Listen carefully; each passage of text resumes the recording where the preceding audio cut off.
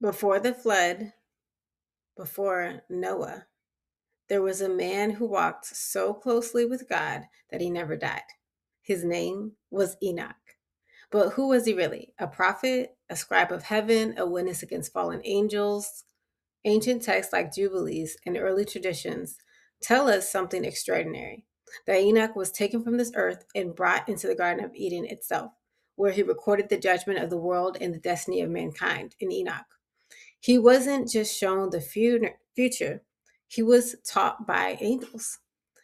He saw the rise and fall of nations. He testified against the watchers, and he became a living sign that heaven still interacts with earth. In this section, we're going to explore what these ancient sources say about Enoch's visions, his time among the angels, his role as a heavenly scribe, and why his story connects directly to the coming flood, Noah's flood, and the preservation of sacred knowledge for future generations. Because according to these traditions, Enoch didn't. Okay, here's what's really interesting about Enoch. According to the Ethiopian Book of Jubilees, it actually states that Enoch wrote the famous Book of Enoch in the Garden of Eden. I know that's like a theological bombshell, right? But if you really think about it, it could make sense because Genesis, in Genesis, when God sent Adam and Eve away after they fell, after they ate the forbidden fruit, um, it said that God sent an angel, a cherubim, with like a flaming sword that went back and forth of the entrance of the Garden of Eden, protecting it so that nobody can come in. So the Eden didn't just disappear right after Adam and Eve sinned. Like it was still there. It was still a place that theoretically people could come into, but God sent a guard there. So like an angelic guard to prevent people from entering. But according to the Ethiopian Jubilees, Enoch was special because he was like so close to God.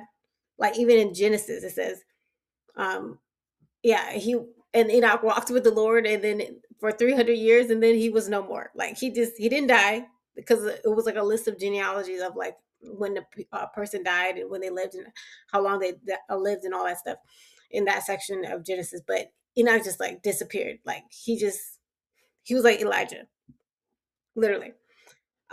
Just got caught up and he went to heaven. So like normal rules really didn't apply to him because he was just that close to God.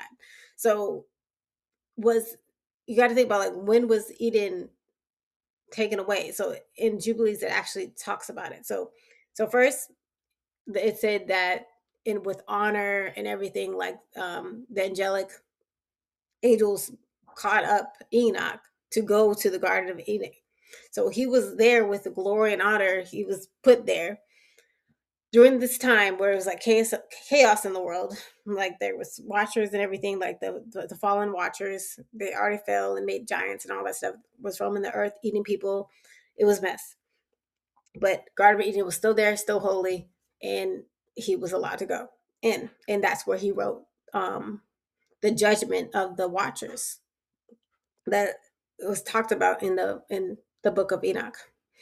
Okay, and so we also have afterwards what happened to the Garden of Eden before the flood happened. This before the flood, the lands of Eden were flooded as a sign to the inhabitants of the earth that God will bring judgment on earth in the form of a flood.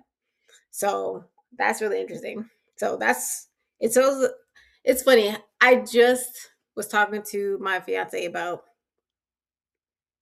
what happened. We were like theoreticizing like what would happen to the Garden of Eden, and then literally a day later, I was reading the Ethiopian Jubilees, and I read what happened to the Garden of Eden. So it's not um considered scripture to Protestant Christianity and all that stuff, and even Catholics, but it is in the Ethiopian Orthodox Church. Like the Book of Jubilees is considered scripture there, so it's very interesting.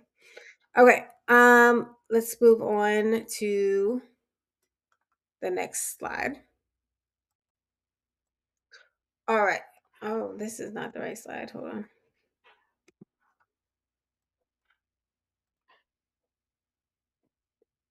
Hi. Okay, so we're going to talk about Enoch's vision. So we had actually, this is a quote from the Book of Jubilees. He saw in a vision of his sleep what was and what will be until the day of judgment and wrote his testimony. We have this really cool image right here because God showed him this vision about what was going on, the flood and everything.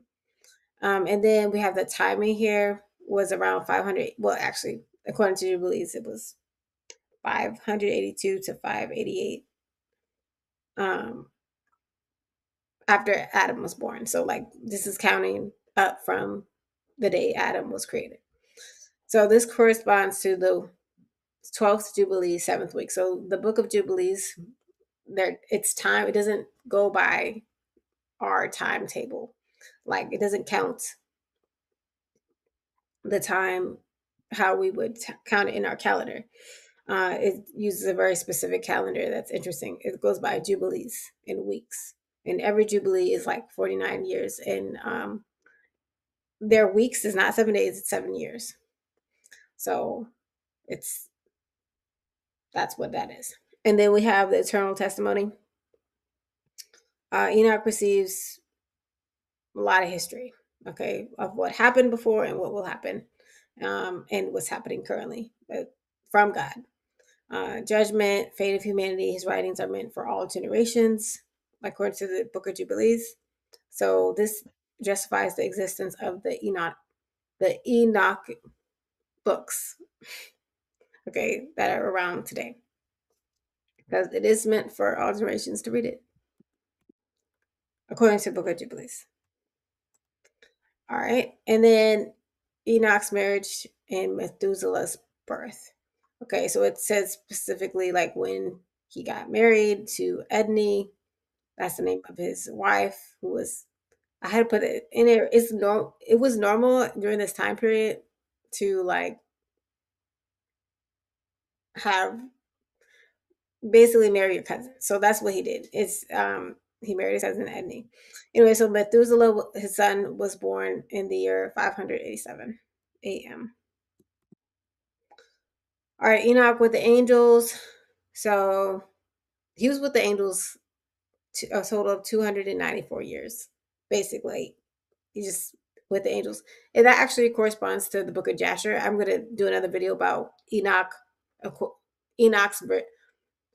book of Jasher's version of Enoch after this video. But it corresponds with the book of Jasher's accounts of like how long Enoch was with. Basically, he was very reclusive. He didn't spend a lot of time with humanity at a certain point.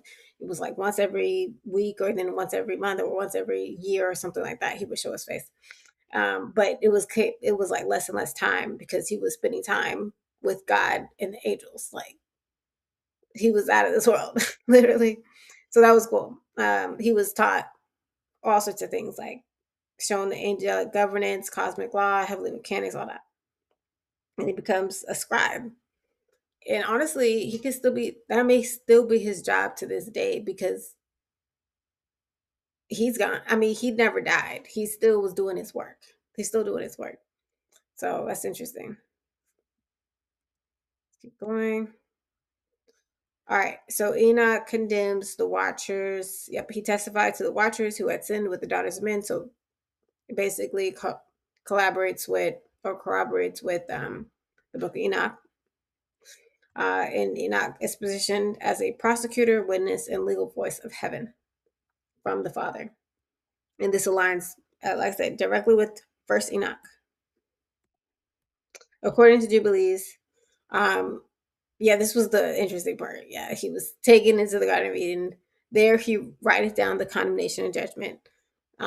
Yeah, so bombshell that Eden was still accessible at that time. At least to him. Yeah.